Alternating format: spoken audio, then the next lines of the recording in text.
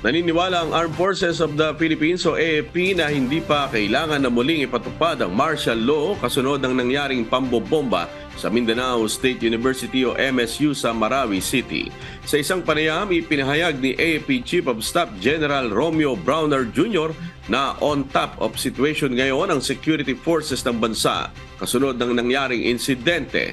Ipinaliwanag din ni General Browner na wala ng paraan ang mga local terrorist group para muling makapagsagawa ng malawakang pag-atake gaya ng nangyari noong Marawi Siege dahil kakaunti na lamang ang kanilang bilang. Sa ngayon, nagpapatuloy ang isinasagawang validation ng AFP sa pag-ako ng ISIS at Dawla Islamiyah Mountain Group na siya umanong nasa likod ng nasabing pag-atake.